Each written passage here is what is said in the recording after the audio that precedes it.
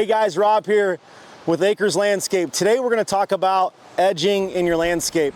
The differences between composite edging and metal edging. Obviously, composite edging is much more cost efficient, right? You can get away with a cheaper solution. The issue is you're going to pay for it long term, especially if there's any sort of traffic through that area.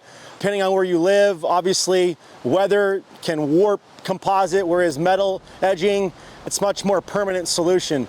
And with metal edging, you have a couple different options with pricing. You can go with the 3/16 metal edging, and that's going to be more cost efficient than going with the raw steel and the raw metal edging. Depending on what you're looking for from a design aesthetic, depending on what your budget is from a landscape perspective. But the one point that I want to drive home to everybody today is that, are you going to be able to rely on that composite edging long term? And the answer is no. Now, I'm not saying you can't use it, but one thing to keep in mind is you're going to pay for it long term. Let's just say over a 5-year period, you look at your return on your investment, you're probably going to replace composite edging, I'd say a minimum of 2 times within a 5-year period, maybe even 3, depending on where it's at in your landscape, how much traffic is through that area, what type of exposure it gets to the weather. Whereas metal edging, you're not going to have to replace it, especially if you go with the raw steel edging. I mean, that stuff is almost bulletproof. You can weld it.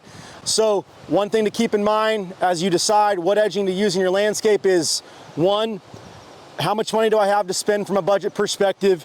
2, do I want to replace it over the next 12 to 24 months?